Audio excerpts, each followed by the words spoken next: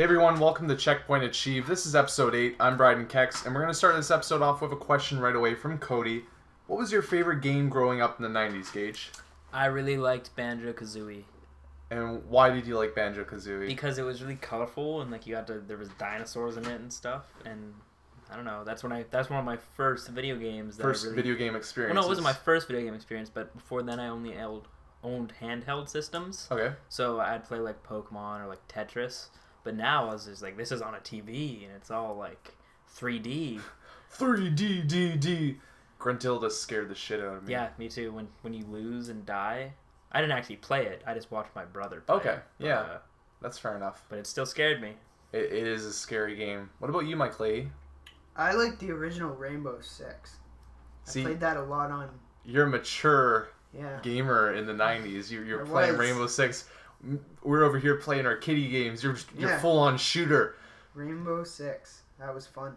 And I never played Rainbow, like the original Rainbow Six. What was that all about? Like, this is like a first-person shooter, and was it kind of corridory still? I can't remember because like not really. No, you'd go through buildings and stuff.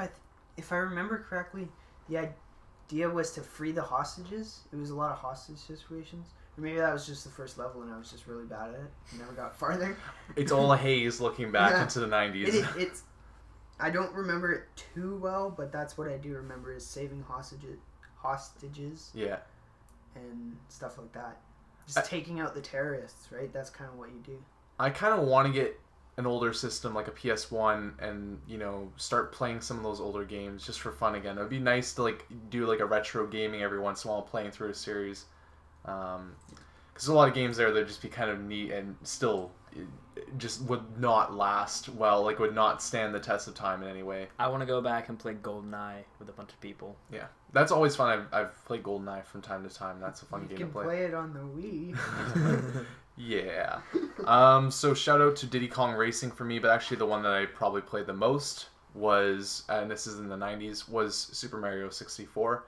That game I played the shit out of. I played that so much, and the best part about it was that when we would have people over to our house, I would try and like finagle any teenagers into helping me like get through certain parts that I couldn't get through because I never beat the game. I think my final star count was like 112. You would finagle them? Yes, I would finagle them. That's the terrible one. I'd be like, "Hello, sir. Can I finagle you into playing some Super Mario with me?"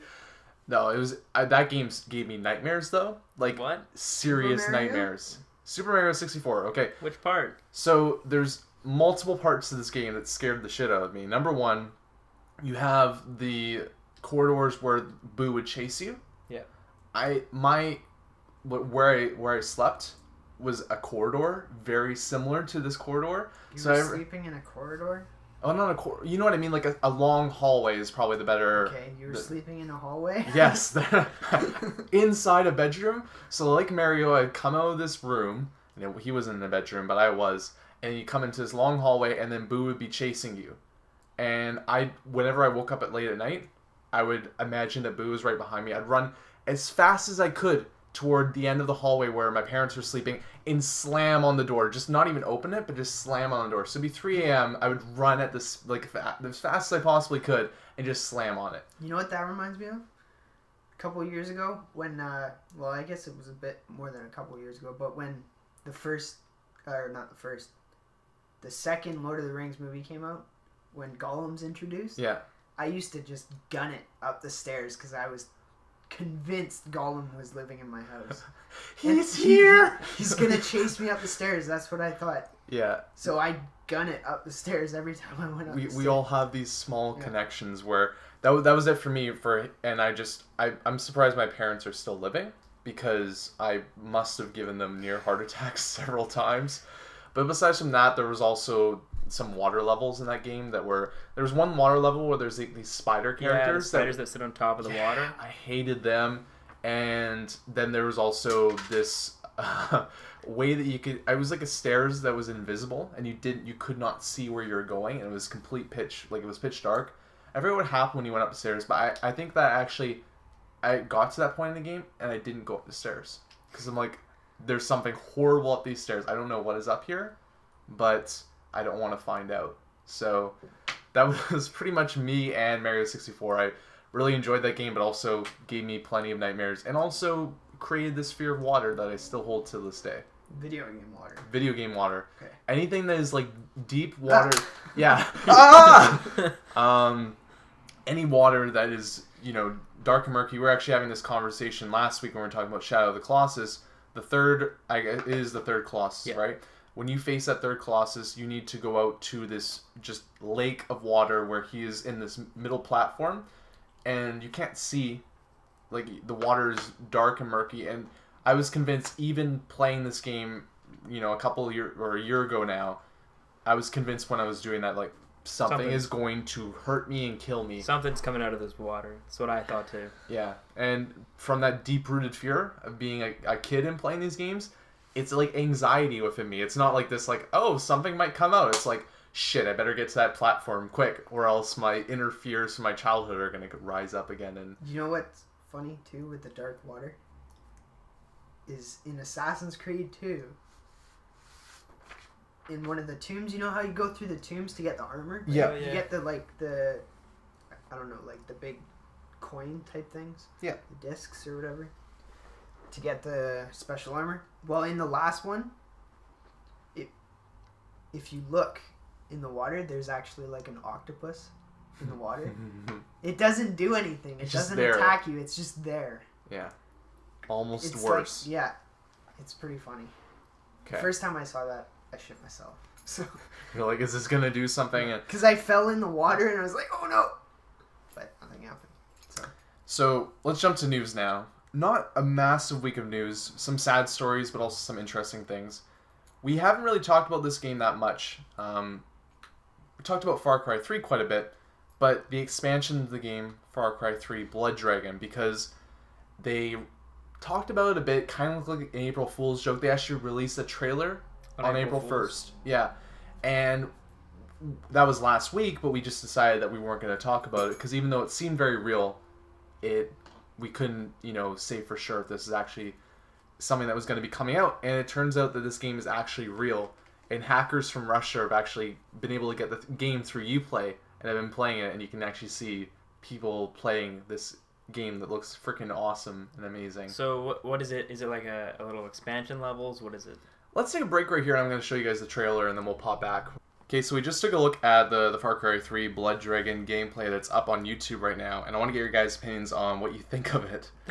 It's not what I was expecting. It looks really cool, like Tron-ish. Just the music. Like, there's this one point where he's sneaking around in the bushes, and then this, like, guitar riff just slightly comes to them. There's like, yes! I don't know, it looks pretty sweet, although it's DLC, right? Like, it's actually standalone, so I think you can play it without actually owning Far Cry 3, but you can obviously tell it's based in the Far Cry world because you're still driving around a Jeep that looks exactly the same, except it's like purple tinted. So they should have definitely used some like Tron bike looking thing. Yeah, it's kind of neat. Like when they scavenge the robots there, they like pull out their cyber hearts, which was kind of cool. What do you think, Mike, from just what you saw there? I don't know.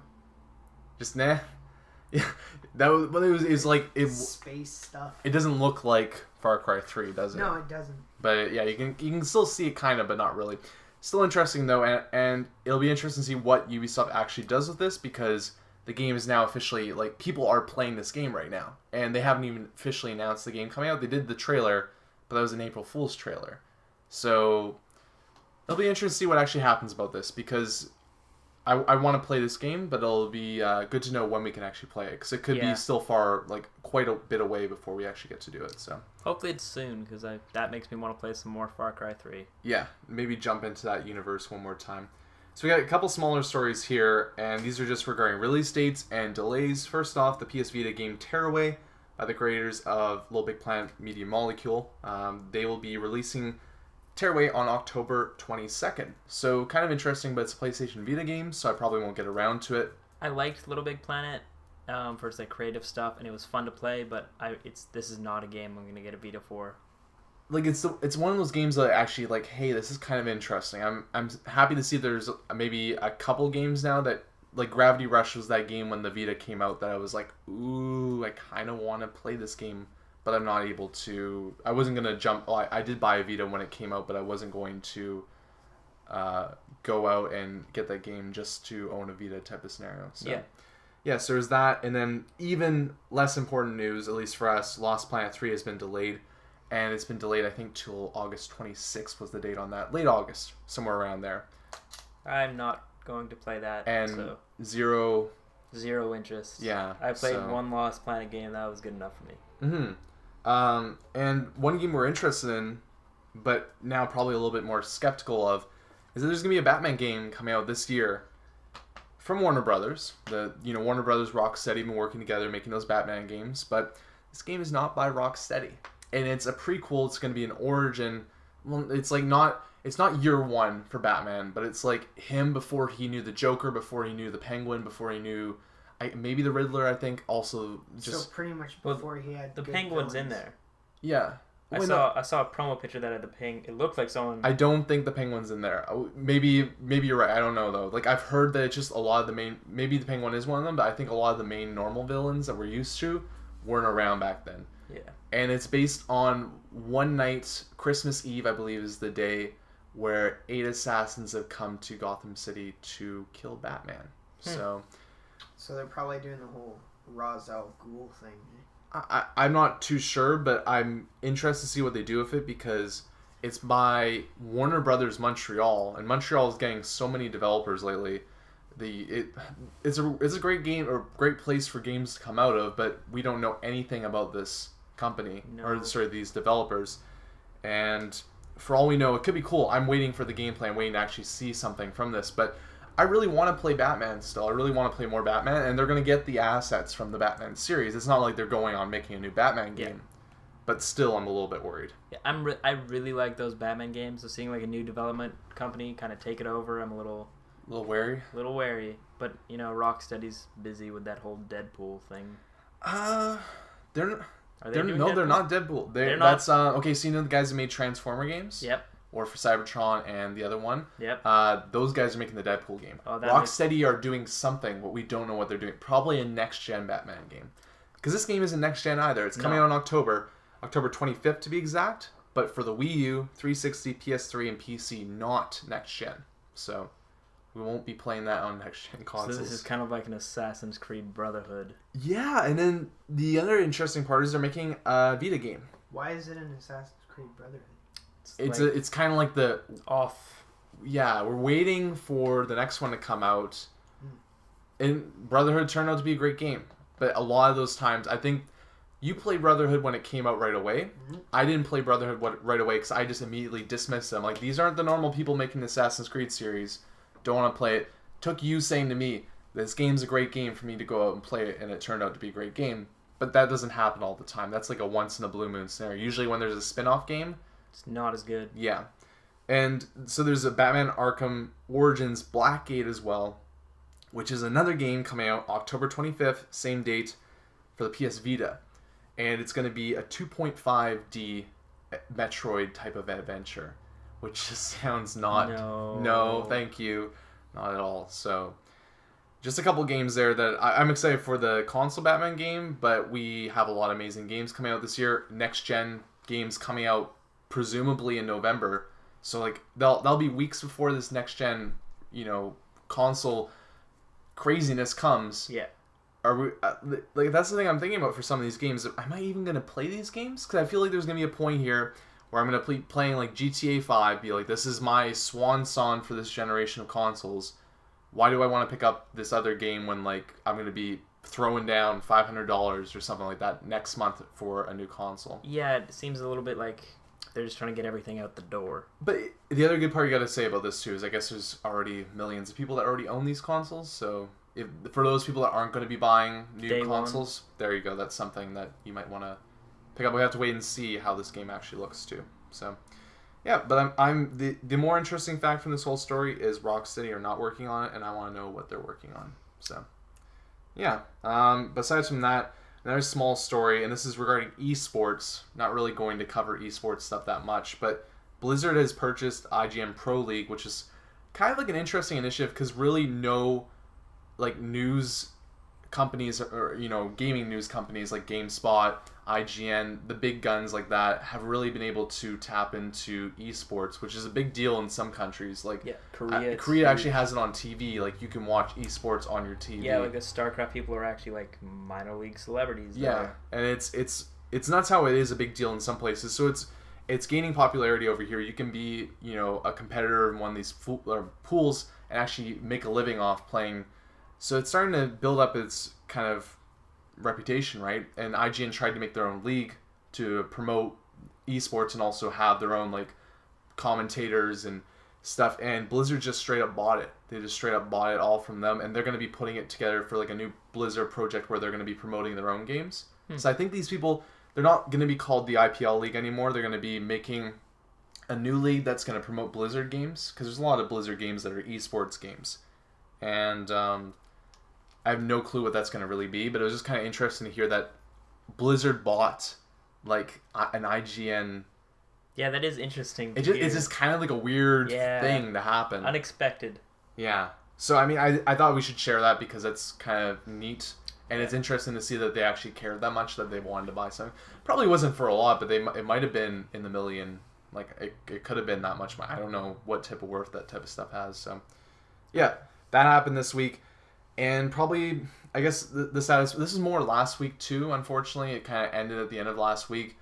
And we didn't get the chance to cover this, but still not that great news, is that LucasArts, the creators of all the games that have come out, that have been Star Wars related, and even games like Monkey Island, and just pretty much a lot of amazing point-and-click adventures. Sam & Max, another game that comes to mind too. Full Throttle. Yeah, Grim Fandango, right? It was another one as well. A lot of stuff, unfortunately for me, came before my time, and I don't really have the respect that some people have. But yeah, that was a company that made some amazing games. They're no longer going to be in existence. No Battlefront 3. Battlefront that's one of the games that doesn't mean no Battlefront 3. It'll just be a Disney version of Battlefront. Yeah, what they're going to do now is they can still make Star Wars games, just going to have to be someone else making them. It's going to be farmed out to these companies. Yeah. And whenever farmed, like, you look at all these games that come out, like, spin-offs of movies, and they're farmed out to developers, it usually doesn't work out that well, so this kind of scares me a little bit. Maybe they'll actually know what they're doing and farm it out to someone that is a good developer, but this is kind of like, I guess LucasArts hasn't really been doing an amazing job of games lately anyway. No, like Star Wars Force Unleashed 2 was kind of... Yeah, they haven't made... It was awful. There you go. I never played that game. I just know for a fact that like recently they haven't been making great stuff, so a shadow over the former self still, but still sad to see such a storied company, one of the best companies that's been around for a long time, kind of go under. So yeah, that's that there. And I guess the last story of the week is just on a broader scale, because we still want to talk about games that we want to play before this generation ends, and that's going to be our game spotlight for this week. But the one story I wanted to kind of talk to you guys about that's a bit broader is all these Xbox rumors that have been coming out this week. Not really that great rumors. Not kind of negative rumors, but then there's also been some really interesting ones to come around as well. And I haven't written any of them down. This is all going to be coming from my head here, so if I do miss something, I apologize for missing on that. But there's been a lot of stuff coming out about the next Xbox and what it might be doing. So I'm going to go down the list a bit here of what might be happening. These have all been different rumors too. All different from different sources, different rumors. So I doubt all of them are correct, but there's a good chance that some of them might actually have some weight. Take this with a grain of salt. Oh yeah, big grain of salt with these guys. So we'll start off with the fact that it sounds like, or at least from multiple sources that we've seen articles for and popped up again and again, is that the Xbox 360 or the next Xbox might be always online. I've heard that one. And so I think this is terrible to say that right now, and they gotta wait a little bit, because what game just came out like a couple weeks ago, 3 weeks ago or so, that had always online going on with it? That was just like, even SimCity was awful, but even when like Diablo 3 came out, that was broken for 2 days. These are games that they needed to be always online, and look what happened with them. I think that Microsoft could do it right, don't get me wrong, but it is a very dangerous path to go on, and there's so many people out there too that don't have internet connections, or have internet connections but they're just really shitty and they drop all the time. What does that say to those people? Just pretty much a big middle finger to you? Or, you know, I mean, that, and again, this might not be true, but that was again, reading comments from people, it is pretty much some of the stuff is like burning at the pyre of what people are saying regarding what could be in the next Xbox. And again, though, I'm in a very optimistic mood about the Xbox because people are hearing stuff like this and it's going to turn them off. But there's some interesting things as well that might just be so broad and like so entertainment worthy, but just blow the PS4 out of the water for what it could do. I think that next Xbox is going to go for something that's going to like be a bit crazy and probably scare people off, but also in the long run, it's probably going to be way more future proof and last longer, you think? Or not even that. Like, I'll jump to the biggest rumors that this next Xbox might actually be just like, it might be something that you use in your living room that is your TV signal, that you legitimately can buy an Xbox. And this is an American example because the American infrastructure and the Canadian infrastructure is really weird. In Canada, you got people like Rogers, you got people like Bell. They actually, like, they have taken Canada and they said, you've got the East, I've got the West. It's just like this very old school, like, we're going to split Canada up into parts. Yes. Yeah. And they run monopolies. They don't fight against each other, right? Now, in America, it's very much everybody, you can go to whoever you want pretty much for everything. I don't live in America, so I don't know the exact setup for that, but I understand at least vaguely that it's a lot more like you can choose who you want to choose. We have a lot more of a kind of like, you live there, you got to choose these guys for what you want. So they have it set up like that. And what the stories I'm hearing are that there might be a console comes out, let's say at launch, that's $99. The next Xbox will be $99. How to get that though is you need to sign up for a 2-year contract with Comcast for their TV service. So you know how you buy your phone and you can get your new iPhone 6 or whatever that comes out in the summer for $99. We got to sign into a 3-year contract with that company. They're going to do the same thing potentially with the next Xbox. Yeah. There will be one that's unhinged that you can buy that's, I've heard $500 for it. That's not too bad. No, when you look at maybe what this is going to be doing, they're going to really shoot for the moon possibly. But they're going to be offering that, and then they're going to be like, but hey, wait a second, you don't have to buy your iPhone 6 for $699 or whatever. You can, and again, going back to the Microsoft thing, you don't have to buy your $500 next Xbox. You can buy it for $99 if you just sign up with us, 2-year deal for that.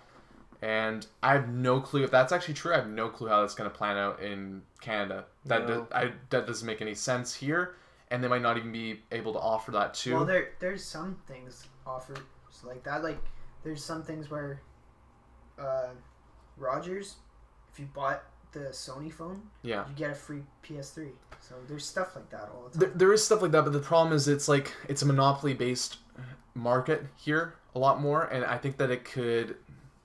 I don't know how the setups are going to translate to Canada. They will translate because they're going to have to. Canadians are going to want the same thing as Americans are going to have, but I don't know how it's going to really come over from that. So going back, that's probably the biggest rumor is that it could be $99 with a Comcast or Verizon or whatever contract that you choose. The other one, though, is that it potentially won't let you play used games. That once you... I don't really believe in this rumor that much, but the idea that you put your disc into your drive, it reads that is your disc, and then your disc is now, it's set to your profile. So, I assume they'd make it so that you could switch if your Xbox broke, but the idea is that once you put your disc into your hard drive and you set it, or into your slot and it's in your hard drive, it's on your profile, that disc has no value once more. Well, wouldn't you be able to log into different profiles on different Xboxes? I have no clue because it's a rumor. There's not it has validity, but it doesn't have much validity because we don't really know what that means yet. And you better believe that when Microsoft are going to do something, if they're going to go anywhere near these risky ideas like that, they're going to make sure that they're foolproof and be like, this might sound bad, but really it's not that terrible. And I think that they would make it so that people didn't feel gypped by it. Maybe it'd be like Netflix, where it's like you get this disc and you get 3 activations, and after that, you got to take one off to use it. Something like that. I'm not too sure exactly, but the thing that I look at for that is I have a Steam account. I buy games on Steam. When I buy a game, or I buy a game on PS3. I'm buying that game. You Mike, you bought NHL 13 this year. Yep. you're not reselling that game to anybody. You bought that game. That game is yours forever, but you can't sell it back. You can't trade it in at any point. No, because it's downloaded. Yeah. And I think it's really weird. So you look at it that way, but then some people were like, used games, you deserve the right to go sell it again, right? That's kind of... Well, it's yours. Yeah. It's like buying a book or buying a movie. If you want to sell it, you can. But what I'm trying to say is that... It belongs to you now. It's not... There's like the downloaded copy of it. Yeah. Why should you be able to do the same thing if you downloaded copy? Well, I don't know. Because I don't really understand how that would work. I'm just trying to say there's like this weird like... Dynamic that people feel like if they have a physical copy of something, they deserve the right to get, you know, half their money back when they trade it in if it's relatively new. Yeah. But if they bought it digitally, there's like there's no people are like, yeah, I bought the game digitally. The reason why you can trade in a new game is because it can be resold. Yeah. For full price, right? Like, they don't really... How would you do that with a digital copy of the game? Yeah, I'm not too sure. I'm just trying to, like... I'm not making an argument or anything like that. I know what you're doing. I'm just saying the reason why you can't is there's no value for it. Yeah. When you download a game, there's no way for you to really resell it. People are going to be super upset about this, though. There's no... Like, if you put your game into your hard drive or into your slot and it goes into your hard drive to your profile and your disc now has zero value, people are going to be upset about that. Well, yeah, with the disc, if you go and you buy a disc. Yeah. That, I can understand that. That would upset me. But when you download a game off of Xbox Live or PSN, then... But I'm saying, like, the thing there is, like, you could buy Far Cry 3 for $59 in the store or $59 digital download. Yeah. And it's your personal choice, obviously. You can choose to do whatever you want. Sometimes you actually get games on the PC for $10 cheaper if you buy it digitally. Because it costs less to actually make the game. You just have the code. It goes onto your PC once you download it. And there you go. You don't have to have this plastic that holds the disc. You don't have to have potentially a manual or anything like that. The only point I'm trying to make, and I'll close on this, is that it's like, I understand, I guess, where people are coming from, so it's kind of a mute point, but it's funny how if they ever do this, I don't think they will because they're going to be stupid if they do this, but I think it's funny how people can get upset about this idea being bad, that their disc is no longer worth any value, when that person could equally just buy a game off the store, and it's the exact same thing. But there's no uprising about why can't I sell my digital download game. It has to do with the fact that the disc is digital, or like you have a physical disc, right? Yeah, I guess. I don't know. I guess I'm barking up a tree that doesn't really have that much to go either way on, but I still just... I guess I've gotten to the point now that I don't really care. I'm not really selling my games back. If I do sell my games back, it's going to be... I haven't done it in a long time, so I don't know why I would. But I understand where people are coming from that. I'm just, like, okay, I'm coming from more of a perspective that I was reading the comments when I was writing this for us to talk about. And people were like, Microsoft should go die. Well, it's the internet. But you know what I mean? Yeah. There was, like, this hatred and rage for why would they do this to us? And I'm like, I bet you probably already... download some games and you're doing that, so I don't think this is really gonna happen. I think this would be... I think it'd be stupid. Yeah, if it'd be really dumb. Yeah. Like, I know when I was like a kid, I'd buy like an Xbox game like Halo 2, and my brother would borrow it all the time. We'd switch back, things like that. I don't have any problem with that either. Like, I wanted to just reiterate that too. I don't have any problem with sharing games. I don't have any problem with selling games back, because honestly, people don't always, you might have a tighter budget, and how are you going to experience all the games that come out in the year? There's always got to be something that gives, and if that's going to be you trading your games back, then more power to you to experience more games in that year. But for me, at least, I just come from it that I don't really see that big of a difference between me putting a disc into a hard drive and then not being able to sell it again versus... Like, the only shitty part about that is, like, should I just throw out my disc then? Yeah, like you try why? to throw out, I don't need this case anymore. Yeah, like, that's the only thing that I keep my cases for my stuff because I don't want to put it into a weird binder or anything like that. But one of those binder people. Mike's a binder Weirdos. person. No, were you a binder? I did. You previously are a binder person. When I had a 360, I was, but when I switched over to PS3, you turned case. Yeah, I didn't. I just was too lazy to put them in the binder. Yeah, that's pretty much about all that we've heard this week from the Xbox rumors. Have you guys heard anything else regarding it, or any opinions on all the stuff that's kind of been going on with that? No, I don't. I'm just kind of like taking it all in, but I'm gonna wait to see what happens actually with it. And me personally, like, I'm excited to see what they do. None of this really is deterring me. My interesting take on all this, though, is how, like, you can look at the general consensus on the internet and how it's, like, it just seems like it's starting to turn a little bit. Like, there's people that are starting to get upset.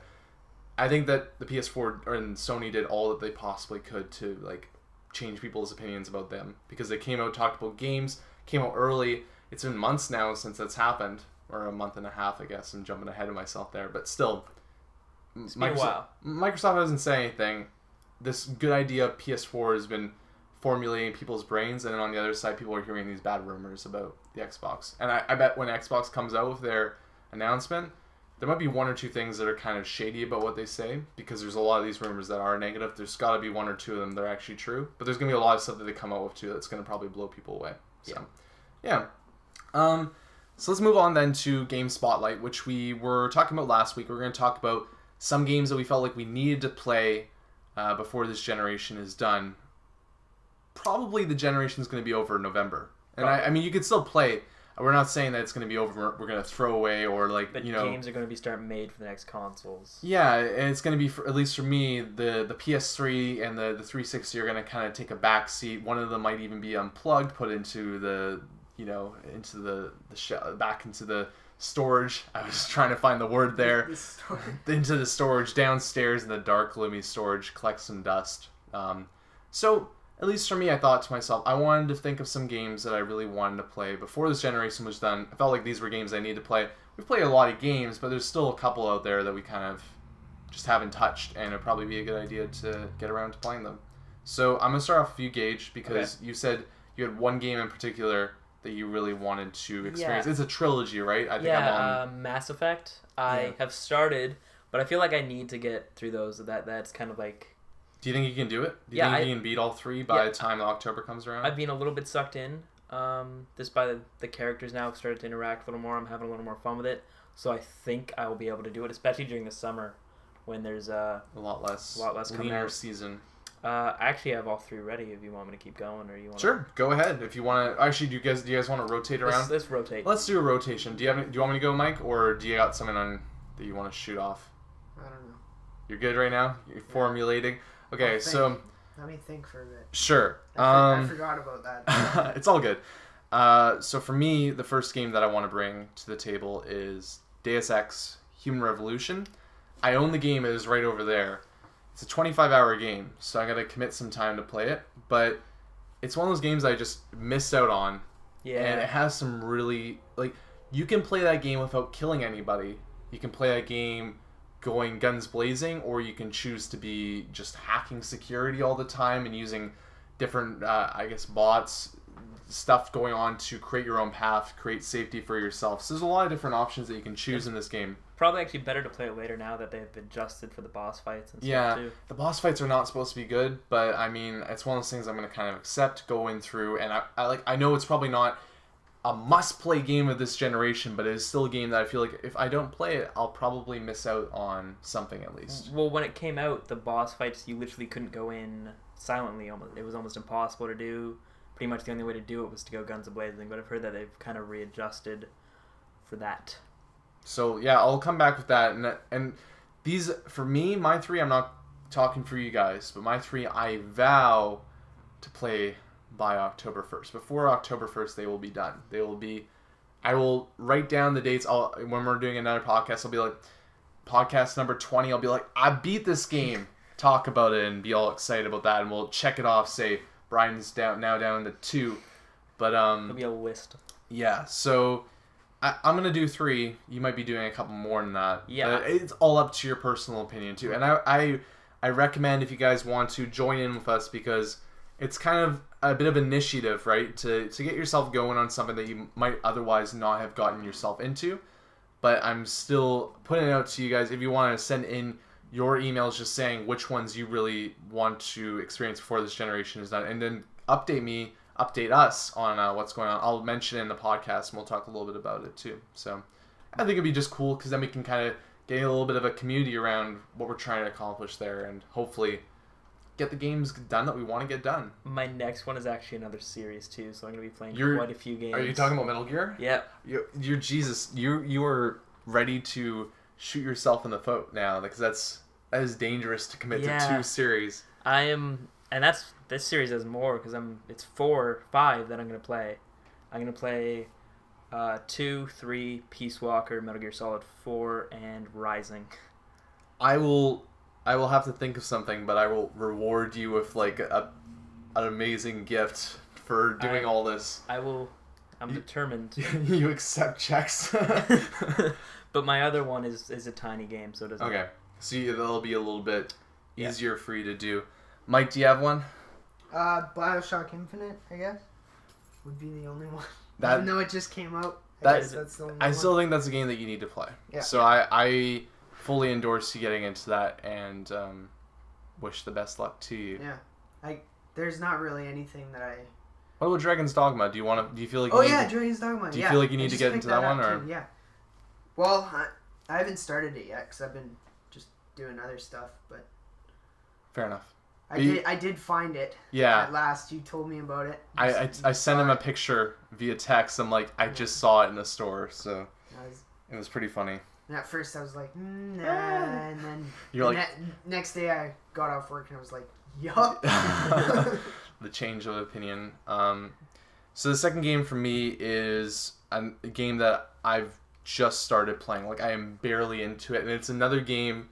These are games too that I'm not necessarily doing series like you, because I pretty much played through all the big series that have come out this generation. But I want to beat Borderlands 2. Yeah. Because there is something said to that game there that is unique, that hasn't come out pretty much for any other game this generation. And it's just like the whole co-op, competitive co-op, and also the looting. It's just like a weird first-person kind of mixture of all these really neat things that we just haven't seen that much of, and it's a fun game. I've enjoyed it so far. Playing that with someone, like more than one person, is really fun. It's one of the funnest experiences you can have doing co-op. And I mean, I think that I've already enjoyed it a bit. I've barely played it though, and I know that game's going to take a lot of time too. So these are 2 games that I'm saying they're going to take a long time to play, but I am very, very, very interested in beating them, and I will beat them, like I said before, October 1st. That's my goal. So. What's the last game on your list there? Journey. Yeah.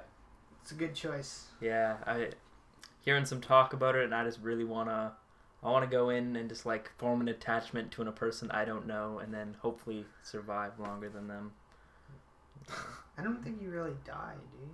Well, we'll leave it to Gage to figure out when he plays, but I don't remember dying ever. It's a good game though, and it's very short, so I think that counteracts the massive amount of just whatever you've put your load on you now. So my total is actually now 8 games. 8 games to play before October 1st. I'm not going to get anywhere near that. The one I want to ask you about, maybe to round out a 3 for you. Okay. Have you? I'm just doing the games. Have you finished The Walking Dead? No, I have not yet. I think that you need to finish that. Okay, even if you're like, okay, I don't know if you got to a point where you're kind of on it, but no, I've got so many games to play now, and for whatever reason, I'm addicted to games that, like, I'm playing FIFA right now, so games that can keep on giving and giving. Sink tons of hours into, and there's no real end to them. Right? Yeah, no end game. Yeah, but yeah, I tell you that is a good experience to finish. I think you said you only have 2 more episodes left, right? Or was it like 2.5? 1.5. 1.5. I'm like halfway through episode 4. Okay, so that's not too much like to take on, but hours. Still something that you probably should see the end of it, because then when season 2 comes around, I do want to see the end of it. I haven't like given up on it or anything. Yeah, it's good to take it in chunks. Haven't gotten to it. So. That's fair enough. So the last one for me is a smaller game, and just something that I've heard really good things about, and the music is really, really enticing in that game, and the game is specifically Hotline Miami. I really want to play that game. I haven't even touched it, But I feel like out of, if you want to call it indie games, that's probably one of the few indie games that I still want to experience. There's also Bastion on that list too. I was about to say, I was going to say Bastion maybe instead of Journey. But yeah, I think that you know what? How about, I'm going to say 4 games. Screw it. Because those games are a bit smaller, I'll make my list 4 games. You're doing 8 games. I can do at least half of the games that you're doing. So I'm going to play Bastion and I'm going to play Hotline Miami. And I feel like that will get me excited for the next game from Supergiant Games, the Transistor game, because that looks super cool. And whatever those guys do, that, you know, the successor to Hotline Miami, that game seems crazy and weird and just kind of like a Twitch game to play, which is fun to play every once in a while. So I feel like that's a good list for me. I'll focus on trying to get those games done. Let you guys know if I beat any of those. I will leave it to you, Gage, to beat that insurmountable task that you've now created for yourself, and we'll keep up to date with Mike as well on how he does with those games too. I guess let's move on to what we've been playing this week. And this week I've been just absolutely engulfed. But let's say, okay, first, I've been engulfed by school. I've been engulfed by the fact that I've also had to work at the same time as my final week of school and getting into exams. So I've been very busy with that. But somehow I found the time to play probably 15, maybe even 20 hours of League of Legends. And I don't know if I'm proud of it or if I'm not proud of it, but it's happened and I'm there and I'm enjoying it when I'm playing, and I'm now playing at all times of the day. I'm not literally playing 5-10 hours a day. I'm just kind of like, I played some this morning before I left for school, and I'm probably going to play some after we're done this podcast. And that's kind of scary to me that I'm like, I've got like an hour to kill. I'm just going to play some League of Legends now. Yeah, that game can suck you in. But I'm really enjoying it. I'm having a lot of fun. And it was one of those things that those games, the problem with them, and I also put StarCraft into the same category, is that they scare me. Yeah. They scare me, like, to join into those games, because all I think of is when I join them that people are going to be yelling at me. Like, what are you doing, you idiots? Go away. And it's totally true, because, okay, I've played now for a good amount of time, and since my level, I've actually been playing with my brother who's a level 30, and that's like the max level. So whenever I've played with him, I've had to play against people that are really good. And even though that was kind of shitty for me, and it actually made me like, screw this a little bit, it also made me a better player, because I had to realize I had to be way more defensive than what I was originally. And going back and playing by myself of all these people that barely started playing, I'm now like at the opposite end of the spectrum, where I'm like, go up into the top lane. What are you doing? Go up there. Someone come down here and help me out. I'm not getting super, angry at anybody, but I'm starting to get into that point where I'm like, you idiot, what are you doing? Yeah, I'm not being mean to anybody, but I'm like saying, hey, we need someone down here to protect this turret. We need to do this, we need to do that.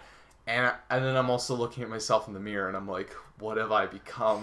Who is this person?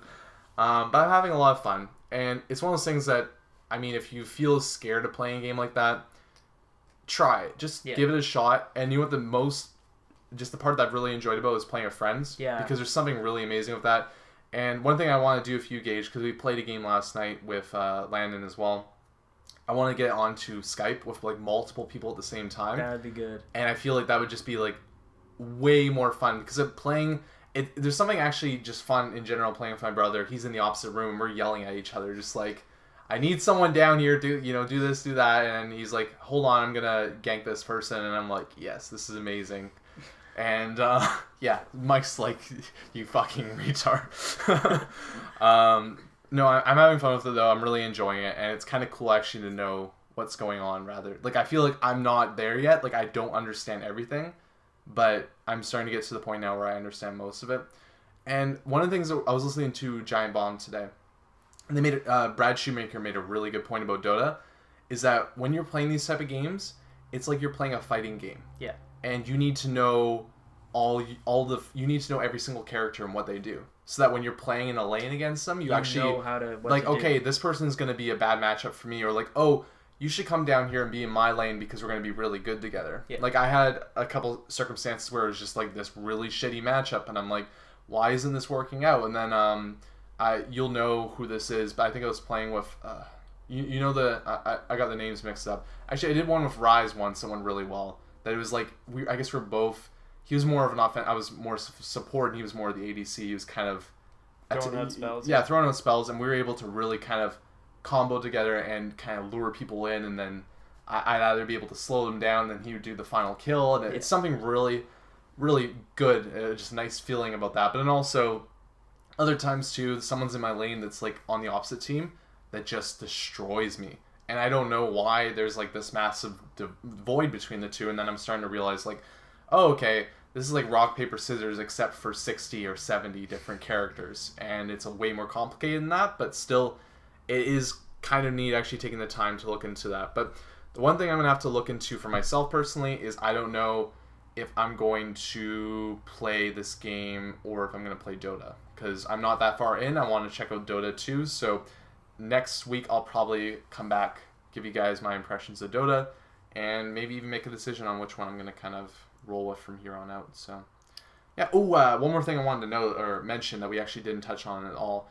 I've downloaded it, and it is the only real big release for this week. We kind of missed the new releases this week. Guacamelee came out this week. Super excited to play that.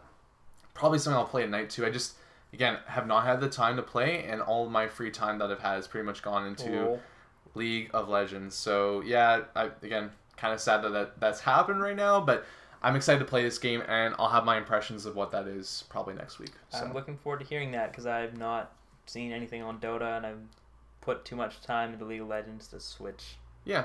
Well, I think one of the fun things too is that when I play with my brother as well, right now he's level 30, so it's like our levels are completely uneven. So when he's playing with me, he's putting me in a situation where I'm getting pretty much screwed over because I'm playing against people that are almost like ranked. They're pretty much ranked people. A lot of times they actually are ranked.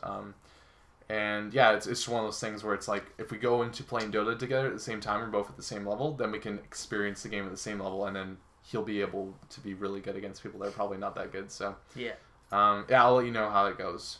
But what have you been getting up to this week? I played a little bit of Mass Effect. Not gonna bore you guys with that. Keep on. Yeah. Whenever you get to any big points, let us know. But you're just hammering away. Just hammering away. Well, what happened last time is I didn't know how often it autosaved. Yeah. And it turned out it was not as often as I thought. So I lost some progress. So I pretty much just made that up. Okay. And besides that, I played a little bit of LOL, but with you, and then I also played it like. I'm gonna drag you in. Played it at there was some sort of LAN party.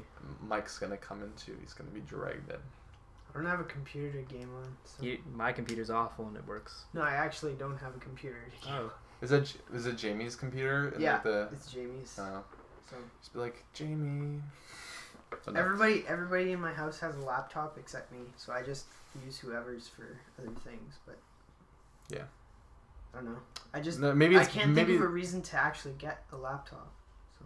You're better off. Stay away. Stay away, Mike. It's like crack. Once you do it once, you're addicted. Yeah, and like I said, pretty much you had a LAN party that you went to. Yeah. Again, I could just feel like that would be so much fun. I've said I've invested a lot of hours, but I'm only like level 15, which is halfway there. You've been okay. We talked about League of Legends in the past, I think, on this show. Yeah. And you've been very much in that kind of zone where you're like, yeah, my friends are really into it, but I don't play it that much. And then when we actually started playing, you were like a level 16, and I'm like. Level 16. But this is over the course since like LOL started. Yeah. That's when my friends and I've just been. You just jump in every once in a while. Every once in a while, jump in and I'll play for a couple months, and then I won't play it forever. I think the problem with the game like this is that you might have better restraint than I do. But when my friends start playing a game, like people that I interact often with, and are in my vicinity where we actually talk about games or something like that. It gets worse where it's like if I know someone like that it would be fun to play with them, I'm like, yeah, we should play, and then we start playing a lot, and then it turns into this bad situation where it's like we should probably just stop playing this game now. So hopefully we'll be able to play a bit more, but then not in that level where we're both kind of regretting it. So yeah, Mass Effect and then a bit of League of Legends is pretty much what you've been getting up to. And then I also played, what did I play? It was an iPhone game. Good. Covering the iPhone games. I played the He-Man game. But that was amazing. It was average. Average. Okay.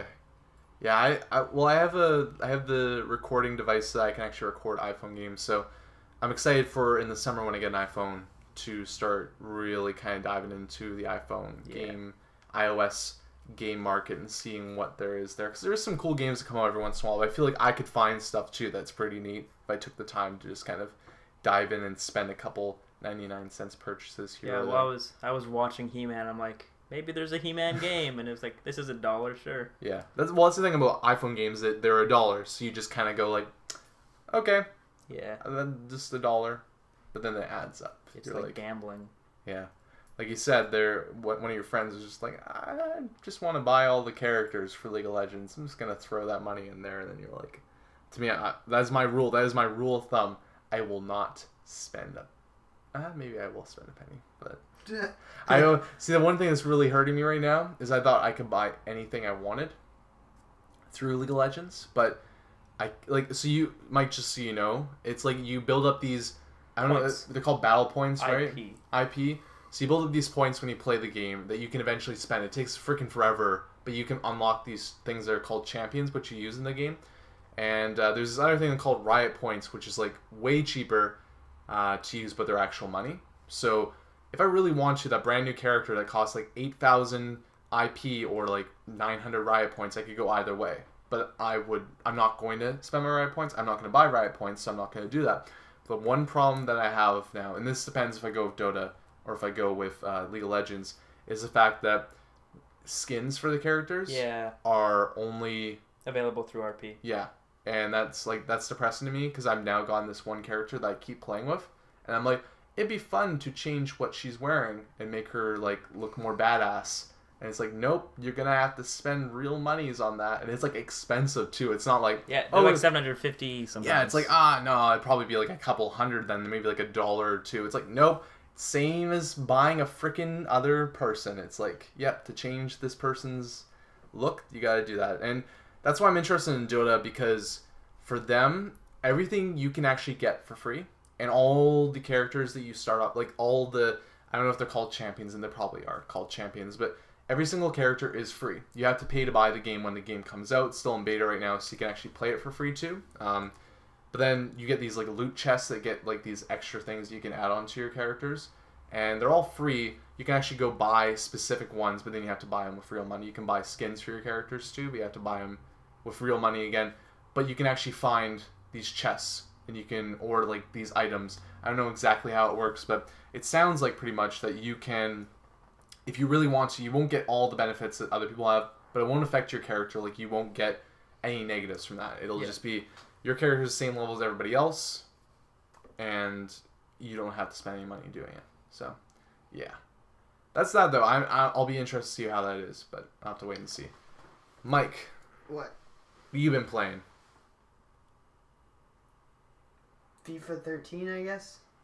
And how's that? Because I do I do an episode every couple of days of FIFA 13, so I am locked in to play FIFA 13 for the rest of my life, and FIFA 14 and whatever, until I stop doing YouTube stuff, because that's my main audience, and I enjoy playing the game too. I've logged a lot of time in that game. Yeah. How's your experience of now jumping in at this time?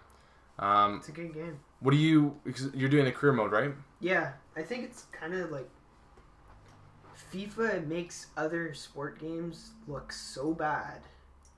I was a big fan of the NHL series, and then I played the FIFA series, and I'm like, this series, like, they just have so much more money to spend to make it better. They do. It's kind of sad. It's what every sports game should be. Strive to make that. Yeah.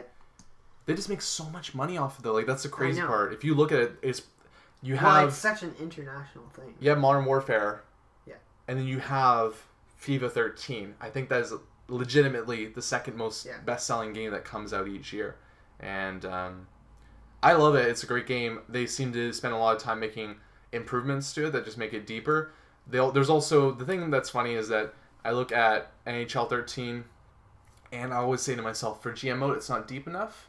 Yeah. Then you look at FIFA 13, way deeper. But the funny part, though, is like the actual community, though, they're exactly the same way. It's like, it's not deep enough. And I'm like, what are you talking about? Play NHL 13. This game is like, sign a contract, or there's so many more options in FIFA 13 for everything that you can do. And I just love the fact as well that you can start, let's say, in the English League, and then you can start in League 2, work your way up. You can work your way up. And I started with the Irish team, the Shamrock Rovers. Yeah, you moved them which are into terrible. you moved them into the Premier or the League 2, right? So you moved them from. So I moved because playing against such other shitty teams sucks. Yeah. So I moved them into the English league. Yeah, the League 2, the very bottom of the bottom, right? So the bottom one, I think it's called N Power or something. Yeah, like N that. Power League 2 is the name of it. N Power League 2. So at this point, I'm in the top N Power League, so I'm not in the Premier League yet. But you're in the championship, so Yeah. that's cool. Yeah, it's a process to get there, but it's so much more gratifying. And the best part for me is when I play FIFA 12, I did a championship side, I think, and I had the difficulty set at a level that when I played it in the championship, I played through that season. It wasn't that much of a trouble. I got promoted. I was happy about that, right? Yeah. But then when I got to the Premier League with that team, and I made some changes, but my rating didn't really go up that much, it was like a different game. You know, playing like Manchester United, you were like fully anticipating a loss. And that's amazing to me that you can go, like, I hate playing NHL, and you have like every team in the NHL is like 4.5 stars, 4.25 stars, 4 stars. There's nothing it's worse playing the same team pretty much over and over. Yeah, I didn't see what you did there, but What? Gage is not a hockey fan. I'm fine. Okay, you're good. I didn't. Yeah, You mouthed something. It was I an wanted. offhand comment about the star ratings in NHL games. Okay, they're all the same. No, well, I'll tell you after. All right. Okay. You're leaving the podcast out to dry here. Everybody's gonna be the three fucking people. say it The now. 3 people listening to this podcast are now just crying because you haven't shared. It's like an IGN review. Oh, okay, there you go. Yeah. All stars across the board. All right. Okay. Whatever. That's the star That's ratings. why I wasn't Rates the skill level of the team. Yeah, dumbass. that's No. yeah, I know. But They're all high They're all ratings. really high. Yeah. Oh, I get it. Yeah. Okay. No, it's one of those things that I really enjoy, and it makes me want to start like a League 2 team now, just because it's so much fun to like kind of fight against the current, because you know that when you get promoted that one time, it's like, okay, that was fair of me to get promoted, but if you get promoted 2 years in a row, you know that you're beating teams that you... Which I did. Yeah, and that's such a good feeling. You're like, yes. The trick is to sign free agents. Yeah, there's you so don't many pay free... any transfer things, and they're high levels sometimes too. There's you- usually 1 or 2 guys that are really high level, and then you work them up. If they're young, they'll develop, and then you sell them for like 20 million. And you make the money back. Yeah. And it's a great way to do it, because they really kind of bankroll your team when your team is like, they give you like a payroll of like, here's $400,000. Yeah, I know, it's terrible. Go make something happen. Yeah. So for me, I don't know, it's a lot of fun, because then you start fighting the current, and then by the time you get to the Premier League, you're like, oh shit, I'm lucky. Like if you're starting N Power League 2, I haven't done that, but I assume that if you shot up 3 years in a row all the way to the Premier League, You'd end up in like bad. It would be bad. Like I play at a pretty high level that when I play with my Liverpool career, there are games that I lose. Like I have trouble winning the league as Liverpool because I play on a level that is challenging for me. What level are you playing on? I play on the world class, I think. World class? Yeah, I'm just playing professional because I don't play them that often. Yeah. So. No, I think the thing too is that it's like, for me, I think I actually started Leicester career in professional, and I moved it up to world class when I played on in the Premier League, and that was kind of like even more just like holy shit. Yeah. So I could just imagine too playing like all the way from the bottom and moving your way up, and then being that season where you're actually just like, I just want to survive, because that's what real teams do, is they make it to the Premier League, and their goal is not to win. Their goal is not even to be close to the top. Their goal is just to be one spot above the relegation zone, just survive, because then they make money. They make that massive amount of money, and then they can slowly build their team up and make it a better team. So, yeah, I mean, a lot of fun though, and we'll play a little bit of that too, and some online matches there. Get into that a bit. But I guess that's pretty much for this week, isn't it? We've covered all the bases, and as I said before, guys, let us know what you want to try and accomplish before the end of this generation. Even leave us some emails there. You can leave them at checkpointachieved@gmail.com, or you can go to our website, checkpointachieved.com. There's a question section there. You can leave your question there, and then we'll get back to it. Either just a regular question for the show, or leave that in general, and we can kind of maybe ponder on some other people's objectives for the year going ahead. But yeah, that's pretty much it for this week. You can catch me at YouTube at Brydo, and you can also catch me on Twitter at Brydo as well. And do you guys have anything that you want to plug? No. No? Okay, that's all good then. That is it for this week, guys. We'll be back next week with another episode. Thanks for watching, and see you around. Bye.